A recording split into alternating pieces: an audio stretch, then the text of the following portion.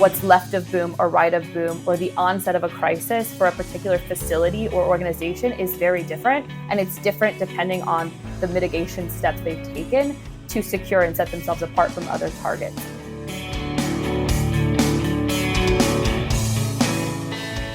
Welcome everyone to the Industrial Security Podcast. My name's Nate Nelson. I'm here with Andrew Ginter, the Vice President of Industrial Security at Waterfall Security Solutions. He's going to introduce the subject and guest of our show today. Andrew, how are you? I'm very well, thank you, Nate. Our guest today is Danielle Jablanski. She is an OT cybersecurity strategist at Nozomi Networks. She's going to be talking about what's changing in the world of industrial cybersecurity. Danielle is among other things, she's a policy analyst. She gives advice to governments about what their policy should be, about what the law should be for different kinds of cybersecurity issues. So this is the kind of changes that she's going to be talking to us about. Then without further ado, here's you with Danielle. Hello, Danielle, and thank you for joining us on the podcast. Before we get started, can you say a few words, introduce yourself and tell us a bit about the good work that you're doing at Nozomi Networks? Thanks, Andrew. I'm really happy to be here. My name is Danielle Jablanski. I currently serve as an OT cybersecurity strategist at Nozomi Networks. A little bit about me and how I got here. My first job in quote unquote cyber was as a policy analyst for looking at vulnerabilities to nuclear weapons command and control systems from a number of different technologies, and cyber was the one that I latched onto out of school. From there, I spent a couple of years at Stanford University helping to build the Cyber Policy Center there. That really looked at disinformation, things that typically don't go boom, that were still very important. And I really missed some of the cyber physical things. So I went to a consulting firm where I focused on energy systems, and I actually wrote some market analysis for intrusion detection systems for industrial control systems of systems. And that brought me to Nozomi Networks, where I serve as a subject matter expert internally and externally. And we provide a solution in the market for vulnerability and anomaly detection for OT, ICS, and IoT technologies. Thanks for that. Our topic is that assumptions in this space are changing. I know that you're in the process of publishing a new blog, talking about sort of today's state of industrial security. In my own experience, I saw a state change happen in 2020. We went from sort of mostly theoretical risk to, routine ransomware taking down sites ranging from, manufacturing to food and beverage to critical infrastructure. Can I ask you, in your blog, in your view of the world, what's changing? So there are quite a few things changing and adding complexity to this field. I think the market itself is changing, right? It's kind of growing, not only organically in terms of solutions and cybersecurity providers that have actually been born in OT, right? Or have done industrial control systems for their entire kind of legacy as a company, but also some larger companies starting to see, the general public and governments around the world have kind of opened their eyes to operational technology and the risks posed by cyber physical systems. So not only is what I call the organic market growing, but also the playing field is getting larger, right? And so it's adding a little bit more complexity and confusion. It's getting a little bit more crowded. And then at the same time, I think drivers and priorities are changing for companies that are, consider themselves or have been told to date that they are part of critical infrastructure. The way that we approach security is changing in terms of continuous monitoring, more real-time analytics, and information sharing. And so I think the big picture is kind of continuing to shift with this merger of what we've always known to be true in terms of industrial control systems, product vulnerabilities, how to do the right kind of prioritization for your organization, as well as how to approach this on the larger scale, how to avoid cascading impacts, how to avoid hyperbole in this space, and how to get it right without becoming obsolete, because regulation and standards are so difficult to ascertain for sectors that are seemingly very similar because they rely on similar technologies, but actually very, very diverse and multifaceted and non-monolithic whatsoever. Okay, so there's a lot in your answer there. Let me pick on one thing you mentioned, avoiding hyperbole, getting security right. Can you give me an example? What are you talking about there? Absolutely. So I think folks that haven't spent any bit of time focusing on the OT question or the OT concerns typically think of OT cybersecurity as do or die, right? We either have to have it or we're kind of in a situation where we look at a big boom, right? Once you start to tease that out, if in the market, it looks like you can only do intrusion prevention or you have to have a robust incident response. But as you and I know, there's so much to be done, so much to learn and act on in between those two caveats. And so what I like to remind folks is that, what's left of boom or right of boom or the onset of a crisis for a particular facility or organization is very different. And it's different depending on the mitigation steps they've taken to secure and set themselves apart from other targets.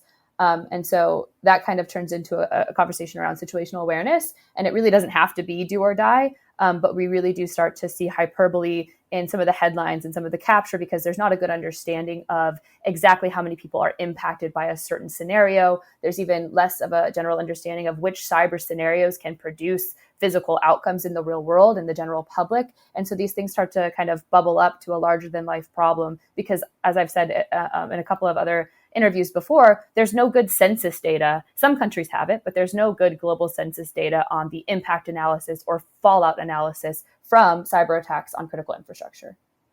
A clarification there. When you talk about impacts, in my own experience, there's a couple of dimensions of impacts that if you get them wrong, you wind up with nonsense conclusions. One is sort of threats to public safety. A large ammonia tank scrubbing emissions at a huge power plant poses a threat to nearby populations if it's breached, whereas, a shoe factory doesn't. But the other dimension is size. A shoe factory that employs 3,000 people and has, 1,000 or 2,000 machines jammed into 4 city blocks is a different animal from a shoe factory that employs 4 people and has 2 machines. And if you aren't talking about the right thing here when you're describing security programs, you get nonsense. Is this kind of what you're thinking of when you're talking about sort of understanding impacts? Absolutely. So, and I'll answer that in 2 different ways. And this is my favorite question and my favorite thing to kind of pontificate about.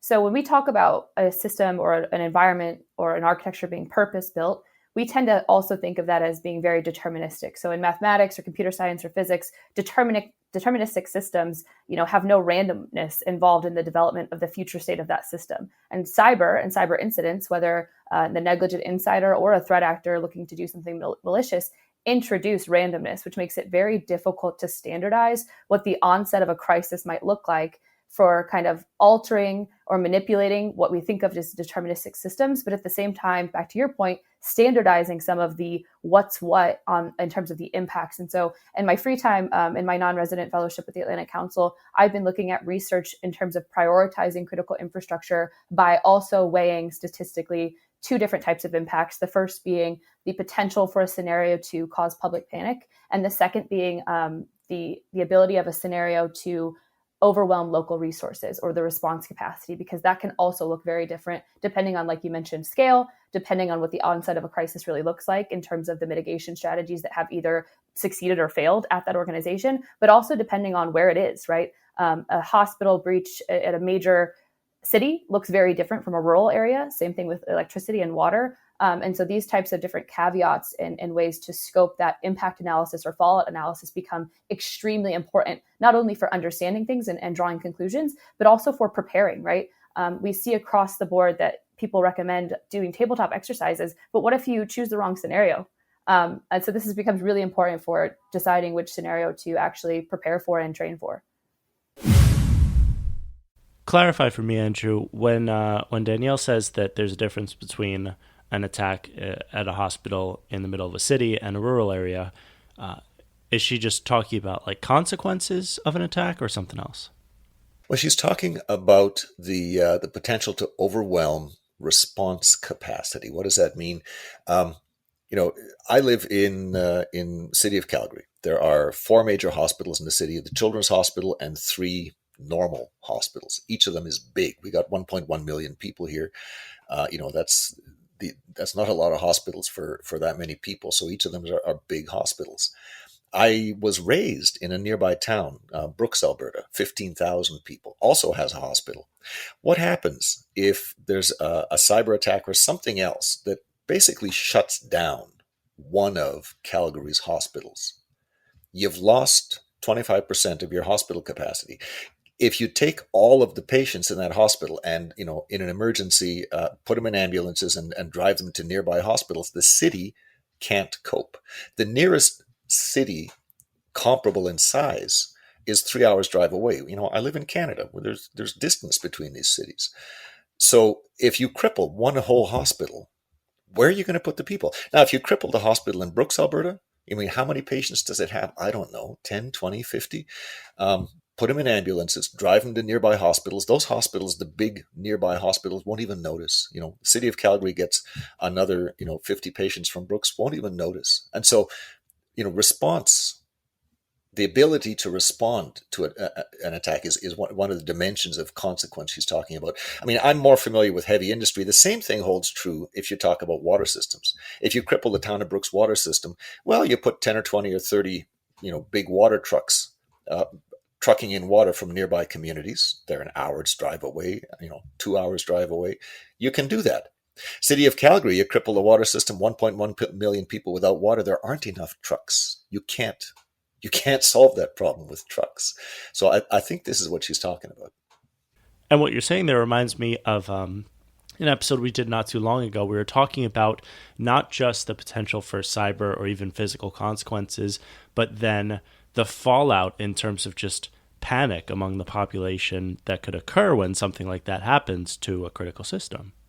That's right. I believe the episode was on rail systems saying, if you're in a commuter train and, there's a sign on the end of the car saying your next stop is blah, blah, blah. Someone changes the sign to there's a bomb on board, evacuate. People pull the emergency cord, in a tunnel, they leap out of the train. They're starting to step on 700 volt, rails carrying power. Bad things can happen when people panic. I was talking to a different expert just this morning about scenarios like this, and he was saying, hack a government website, put up a warning, an immediate alert. I don't know, there's a toxic discharge heading for the city of New York, evacuate. There's going to be panic. The potential for panic as a physical consequence is something that, again, I do not see a lot of people talking about. And Danielle is saying, we gotta consider these.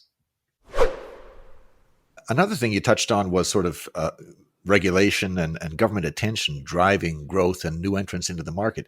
Can you talk about that? What regulations, what attention are we talking about? Sure. So there's a lot of government attention, I think, as most people have looked at. Different stakeholders in the community have a mandate, right, to secure national security, infrastructure, economic security, et cetera. I think the main global standards would be 62443 from the IEC and ISA. ENISA and the European Union and European Commission have a number of different policies. There's the European Program for Critical Infrastructure Protection, the NIST Cybersecurity Framework, and then CISA in the US obviously has a lot of reporting structures, private-public partnerships, information sharing, and again, a national security mandate. So there's a lot of activities out there. I didn't even name, obviously, all of the organizations that have a particular interest in this field. What I think is really nuanced, and this might be controversial, is the fact that there actually aren't very many trusted advisors for cybersecurity across operational technology and industrial control systems environments. And what I mean by that is in the market for solution providers, we all have a specific way we think is the best way to secure these environments. And that's by nature of a healthy market, right? A competitive market. However, when an organization needs expertise on these matters, they have to do it themselves, right? They have to look at kind of what's out there, what's available, what's been published, what are the best practices, et cetera, or hire a consultant. And even consultants have a specific way that they like to do things or have specific solutions providers or approaches that they prefer. And so the trusted advisor piece is a little bit diluted, I think. And cybersecurity, I like to remind folks, is not a regulated market in and of itself. So you have to be very careful what's being promised to you out there on the market. And so this gets into that kind of broader conversation around trust. But on the government side as well, they can't go into an organization and provide an evaluation of every single facility that they care about to say, well, this is where you're at today. This is what maturity looks like. This is what your inventory looks like. These are kind of the updates you need to do. This is what you need to worry about from a product vulnerability standpoint. So it just becomes very difficult, I think. And the reason that I'm kind of going into detail here is that we haven't really witnessed relatively a large number of cyber attacks on critical infrastructure or industrial control systems. I also want to point out that I think your research report from Waterfall is one of the better ones out there, because it demonstrates tons of technical expertise, but it actually translates it in a way that's really digestible for many audiences. And I really like the point that you have in there about would-be scenarios had one or two considerations been slightly different. So I want to go back to something I mentioned in my intro, which was when I was an analyst doing market research on industrial control systems and intrusion prevention or anomaly detection tools in that market. I was able to use a bunch of data, obviously as an analyst, to basically count roughly 8 million locations worldwide across energy, manufacturing, water and wastewater, and food and agriculture facilities for storage. So basically warehouses.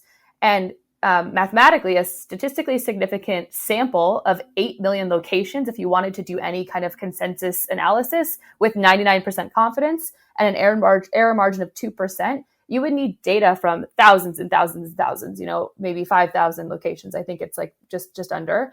And in energy alone, you would need, there's nearly 40,000 locations based on my research.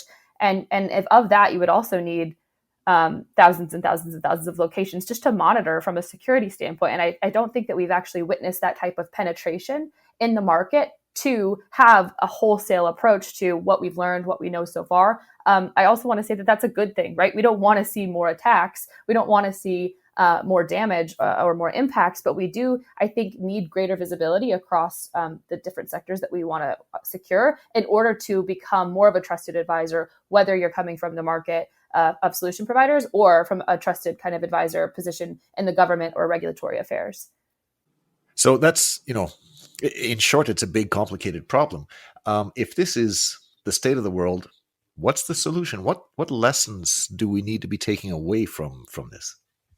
Thank you for the question. I'm not the overlord of OT, industrial cybersecurity measures, but I do think, kind of back to the frame of the conversation, there's two different answers. I think that the vendor community, the security community, the cybersecurity community has to work better to provide situational awareness and in a way that allows asset owners to understand that not only is the threat landscape dynamic and changing often, but so is operational and infrastructure awareness, right? You need to understand what you have, why you have it, how you operate it, and the different scenarios by which a cyber incident could cause a number of different impacts, and then be able to do some of the analysis to say, okay, given that understanding, here are our alternative ways to operate, and here are our contingency plans if the worst case scenarios are to happen. And that goes back to the trusted advisor situation. The number one thing an organization has to do is basically start with a literature review and somebody in the organization that takes full responsibility for understanding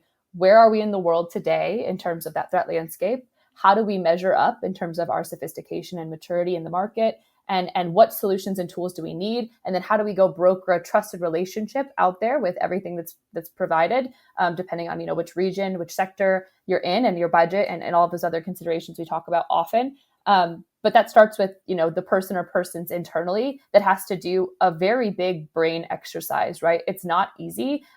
Sometimes it's really easy to just say, well, this one tool out there meets my budget, or I could achieve compliance by doing these three things. But really, there's a lot more to be done to broker relationships and actually, demonstrably increase your resilience rather than just kind of checking boxes, as we say a lot of the time. And I think from a government perspective, I try to be really global and not focus so much on the US. There's a lot of best practices and considerations for what regulation looks like. And I think that some regulation is required, but I also think that what's more needed today from a government perspective is a way to standardize and prioritize what's most important. And this does go back to some of that fallout analysis or that impact analysis. So some type of methodology or scoring mechanism that is very simple mathematically, but standardizes, how do we compare a water facility in Florida to a hospital in New York City to a rail operation in Bulgaria, right? There's no way to do that.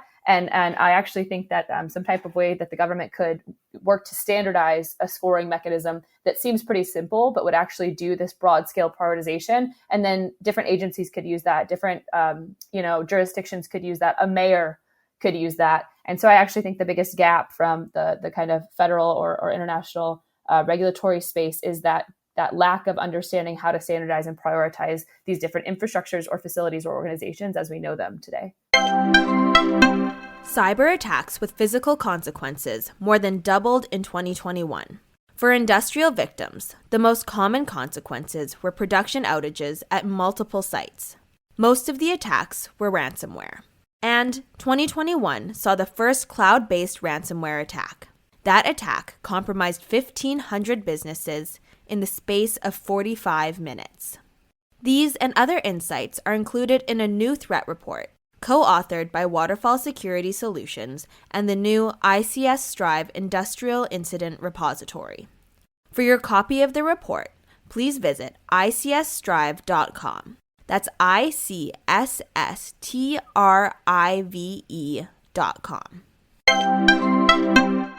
So, Nate, what I took away from there is that Danielle is focused on prioritizing. And this makes sense. I see a lot of the newer standards out there, focusing on impact. They say, look at your worst case impact. If every CPU in this network versus that infrastructure, if every CPU is compromised and issues the very worst possible instruction, what is the worst case impact? And it's the worst case impact that you use to prioritize your response, to say this, if the water system goes down citywide, it has this impact.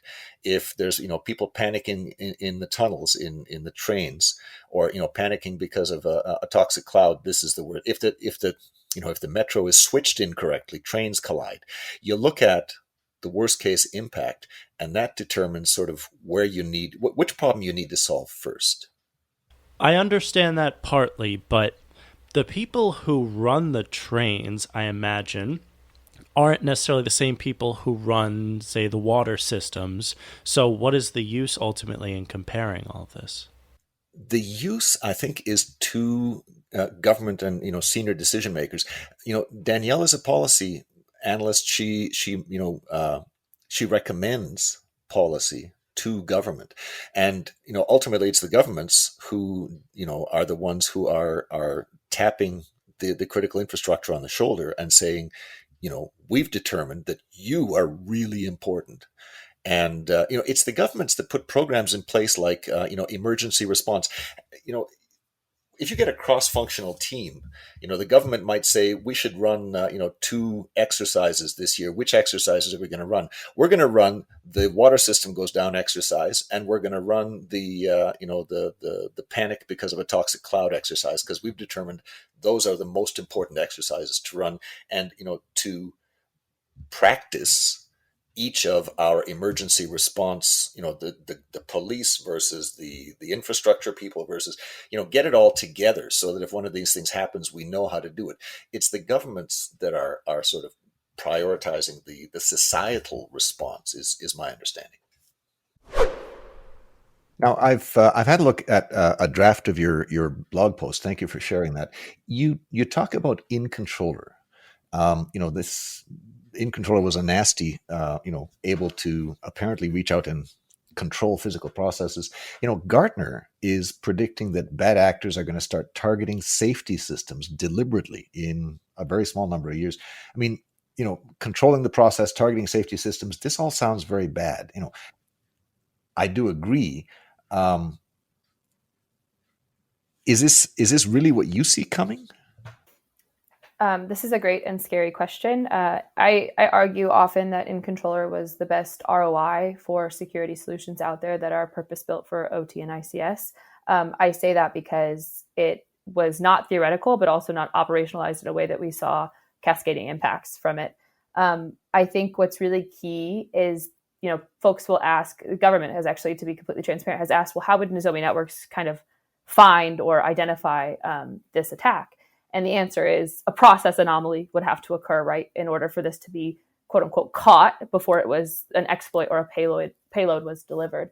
I think that what we're going to see in the future, and I've mentioned this, when reporters see a type of kind of critical infrastructure scenario where a threat actor has been able to gain kind of viewing or monitoring capabilities, but haven't actually demonstrated the potential access to control the process that they're able to monitor, right? So this loss of view versus loss of control scenarios that are out there, that's what everyone's worried about. I think that the threshold for that tacit knowledge is getting smaller. So the gap from being able to kind of hop onto networks and find some remote viewing or visual monitoring capabilities that you can use to say you have control of ICS. We've seen that, but the demonstrable capability to send or pass commands to actual processes to alter physical operations, I think that the knowledge gap is getting shorter, and I think that InController has also demonstrated that fact.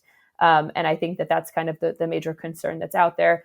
And it also kind of, this conversation really brings me to thinking about how information sharing is done today. So I like to posit that there are two types of information sharing, right? There's known detections or fully baked intelligence based on something we've seen before for signatures or file hashes, right? Versus early warning indicators, right, of novel attacks. There's less information sharing on what pieces of reconnaissance look like in these environments because they're so different, right? And so this has created silos, right? Sector specific or commercial private sector or even government agency specific silos for information sharing. And there's not much corroboration that goes on between there. So for InController, it wasn't a hypothetical scenario, even though there are many hypothetical scenarios out there. But without shared evidence or indicators, you can only test with, either hypothetical scenarios or things that we've seen before. And this creates, I think, a lack of robust sharing, right? There's no vendor agnostic mechanism or platform for real-time sharing of any early warning indicators. So we rely on somebody, one of our peers or one of these industries to be victimized before we can learn from that attack. And I don't think that that's very proactive. And so I think that going forward, many of the themes that we've captured today in terms of math and market penetration and who to trust, I think that the answer really is we need to build something that is more egalitarian for information sharing for OT and ICS in terms of how to detect threats. Again, in the beginning, I mentioned that the onset of a crisis looks very different, and also there's a lot to be done between intrusion prevention or incident response. We need to kind of all get on board with what that means. And I think the number one thing I would suggest is find who your trusted advisors are, right, in the market, from government. This expertise really does matter more so than buying the right tool, right, or kind of setting up the right budget. So you mentioned ROI. You said InController was the best ROI. Can I ask ROI for who? ROI for the attacker or ROI for the people who analyzed it and drew conclusions about what our attackers are capable of? I think InController demonstrated the best ROI for cybersecurity solutions for industrial control systems and OT environments. Because to date, we have to work with potentially a handful of known attacks that are likely never going to be copied and pasted exactly, right, in the future, or hypothetical scenarios. And so this one was a non-hypothetical scenario that also wasn't operationalized to have been a kind of lesson learned copy and paste analysis. So I just think that it demonstrates the return on investment for doing cybersecurity for these networks that sometimes are still not even monitored from a security perspective whatsoever, right? Not just continuous monitoring and anomaly detection, but security logs aren't kept, or there's nobody really looking at the communications and the kind of traffic on those networks at all.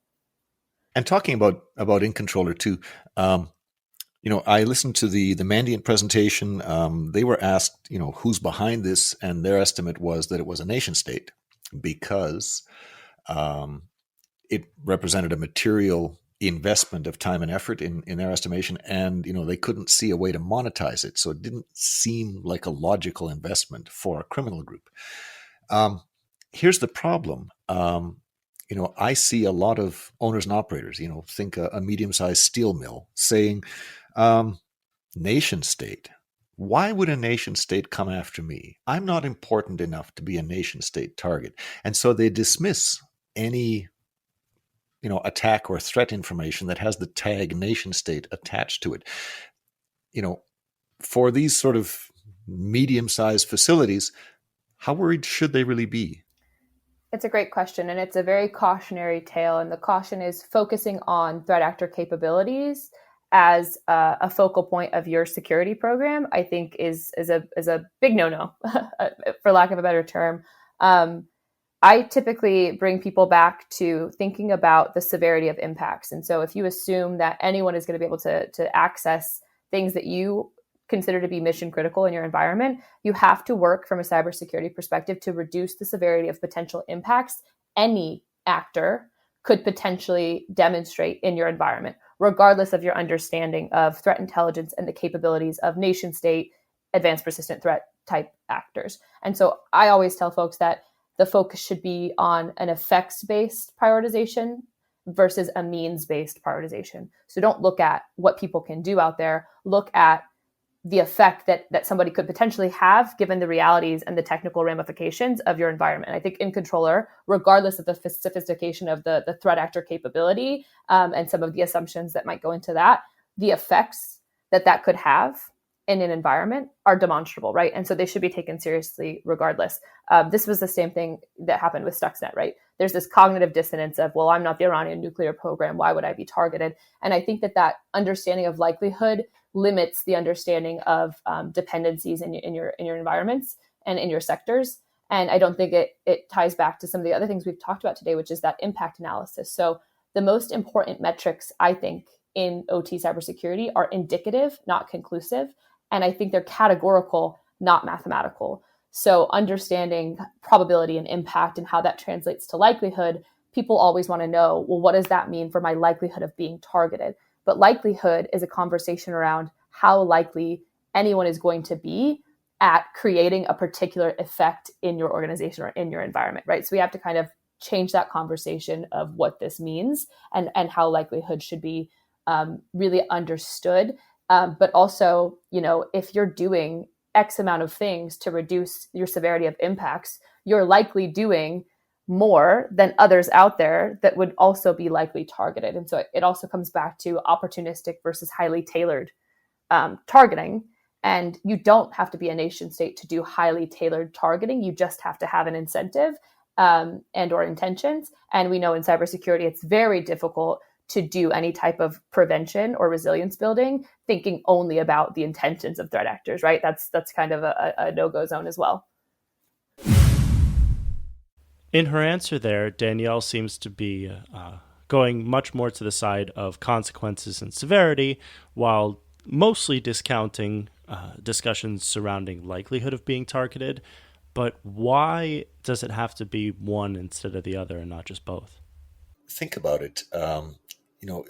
Let's say, I don't know, you're the CISO for a water utility in a large city, and ransomware hits you, and you've got to issue a boil water advisory for the next week. There's, people get sick because they didn't get the word. There's, bad things happen. A month later, you're called before the board, you're called before a public inquiry saying, what happened here? If your answer is, some of these ransomware groups are really good at what they do. We kind of knew if we got hit with one of these ransomwares, we were going to go down. We just didn't think they'd pick on us this week or this year or this decade. We thought they'd pick on other people. You're going to get fired. I mean, this is not the right answer when the consequence is unacceptable. Saying, we know we're vulnerable. We didn't think they'd come after us. That's not the right criteria to use to design a security program. Fair enough. And if you're operating a water utility, I totally get that. But there are different kinds of organizations out there. At what point do you say, for example, let's say I'm running more of a mom and pop type of operation. The likelihood that I'm going to get targeted is significantly different than for a water treatment plant. And so, can you really expect a smaller organization like that or a less significant one to invest all those resources to defend against the kinds of things that you're talking about? And, I think I mentioned this in a question I asked Danielle earlier. Extreme example, a small shoe factory, 4 employees, 2 machines. What's the worst case consequence? Nobody dies. If the thing gets compromised, it goes down for a week. You lose a week's revenue or 2 weeks' revenue. This is something you can buy insurance for. This is an acceptable loss. When you're dealing with acceptable losses, you can use typical insurance criteria to model the risk. When you're dealing with unacceptable losses, like people getting sick and dying, that's a different animal. Okay. When you put it like that, I do understand your point. What we're talking about is really critical organizations. However, I have heard you in the past make the point about, say, a safety system. Let's imagine that you could invest X amount of money to ensure that this particular system would not fail and cause a dangerous explosion, besides maybe once in 100 years, versus investing X plus Y amount of money to make sure it won't explode for 1,000 years or 1,000,000 years, whatever. There's an equation there about how much it's worth to ensure the worst consequence almost statistically cannot happen. In the same sense, couldn't we say of even a critical water supply system that likelihood becomes a factor because you could invest a certain amount of money to make sure that the worst case scenario won't necessarily happen for maybe some of the world's greatest threat actors versus investing a ton more money to make sure it's absolutely positively not going to happen for any threat actors. You know what I mean? It does seem like less of a binary than a scale. That's a good question. I mean, you're right. I have pointed out that safety is in the engineering world, safety is done mathematically, and it has to be. But I think an important point that Danielle's made is that modeling likelihood is the likelihood is quite a bit larger in the safety space. When you said an incident every century, the example I gave was like, I don't know, in the refining industry, it might be acceptable to have an incident every century somewhere in the world. And how many refineries are there in the world? 1,000. So it's not once a century; it's once every 100,000 years. The numbers get very large very quickly. You have to make these things mathematically extremely unlikely.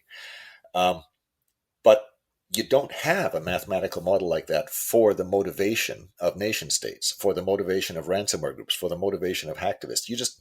You cannot assign numbers reliably like you do in safety engineering. And I think one of the points Danielle is making is it's a bad idea to base policy on guesswork. And sort of not drifting a bit away from what Danielle's saying, but to your point about cost versus benefit, there's likelihood, but there's also cost as a factor in the safety space.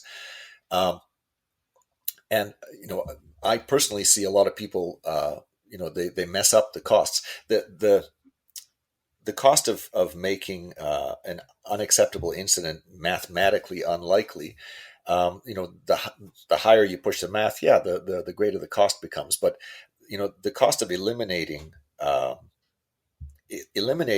that threat to an acceptable level in engineering terms tends to be really quite acceptable. It's a modest cost. At some point you say there's no more benefit because the probabilities have become vanishingly small. But these costs are modest, and so if you have a situation where a modest investment would address a safety threat to the public, there's really no excuse for not making that modest investment. And Danielle is talking about sort of bigger picture. When public safety is involved, she's not just talking about preventing the incident in the first place, which is very important. She's also talking about, well, if something like this did come about, will our emergency responders be caught flat-footed because they've never even considered the possibility? If the possibility is serious, it ought to be considered. It ought to be practiced. We should have the ability to deal with the incident and minimize the impact on the public. And you do that not by modeling how likely is someone to come after us. You do that by selecting the worst case incidents and making sure that and you're practiced on how to deal with these things. Well, Danielle, this has been great. Thank you for joining us. Can I ask you to recap what should we be taking away from all of this? Yeah, so we've touched on so many different kind of trends and challenges across the market. I think that the central theme that we're going to see today and going forward is that trust and verification are no longer mutually exclusive. I think for a long time, trust was a relationship conversation and verification was a data conversation. And I think today and going forward, it's going to be, maximize trust and show me verification. So, we know that vulnerability scans shouldn't be run in OT. Now we need to verify that passive scans, that already happened, right? Verify that passive scans and backups are still feasible. Now we're moving into kind of the boom across the industrial cybersecurity market and its evaluation. And that looks like more continuous monitoring, right? So understanding the effectiveness of identifying cybersecurity events and incidents, and then verifying the effectiveness of the risk mitigation strategies or the protective measures that you said you've taken, right? Make sure that they're working. We're seeing this across the cyber insurance market, right? More verification. If you don't have MFA, your policy could be rendered null. We've already seen that. And then lastly, I think that, Ukraine's volunteer army and this kind of delineation between what is a threat actor and what is a crowdsourced environment look like. This is a trust on a level that we haven't seen before. And I think that this verification piece of what does it mean to be, a volunteer and or a nation state or an APT or on offense or defense is a bit more murky. But what's not murky is the fact that there's more trusted relationships and more verification happening every single day. And I think what's particularly useful is not just data, right? You can store reams and reams and reams of data. I think that we're going to have to see creative measures to analyze that data to say, okay, well, this is what we think is true. This is what we think is on the market. This is what we think is the sophistication of the products and tools out there. This is what we think is the sophistication of threat actors out there. How do we then, in a meaningful way, demonstrate that we've verified that thinking?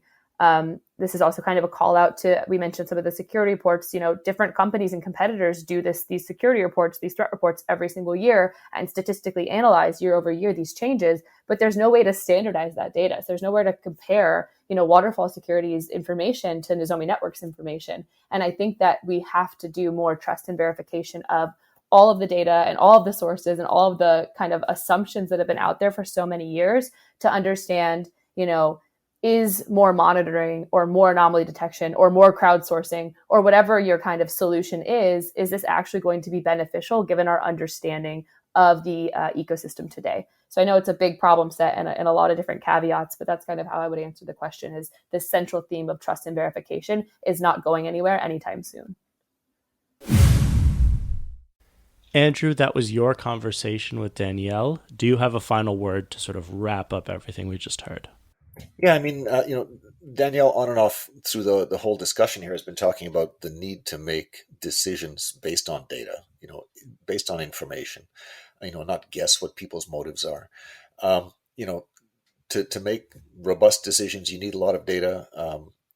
We need to be able to compare, understand what each piece of data means, how to compare them to each other. Public policy makers need to understand consequences. They need to understand preparedness. They need to understand, where they need to push certain industries to do things better or stronger, and where they can let things alone. Private industry, decision makers there, they care a lot about comparing their own security measures, their own preparedness with their peers. There isn't a lot of good information out there for how their peers are doing. Access to information would let these decision makers compare their security posture with sort of an industry standard, whatever that is. They need to compare that security posture with threats. They need threat information. They need to be able to react to new kinds of attacks. So all this needs data, and this is sort of Danielle's focus, is my understanding, to use this data to influence decision makers to make better decisions. One thing that I found, sort of as a background thing throughout the episode that intrigued me, my own background, I wrote code for 20 years before I started sort of, speaking and writing on industrial cybersecurity. That's my background. That's sort of my preoccupation. We've had a lot of guests that have a similar background and they do deep dives on technical topics. But, Danielle is an example here again of a guest who's contributing materially to, the state of the art of industrial cybersecurity. And she did not write code for 20 years. She came out of, a background of informing public policy in, tech-heavy decision-making arenas. She's contributing to the industrial security equation in a way that, before I talked to her, I hardly knew existed. So I found that intriguing about the whole episode here. Okay, well then thanks to Danielle Jablanski for speaking with you, Andrew. And as always, Andrew, thank you for speaking with me. It's always a pleasure. Thank you, Nate. This has been the Industrial Security Podcast from Waterfall. Thanks to everyone out there listening.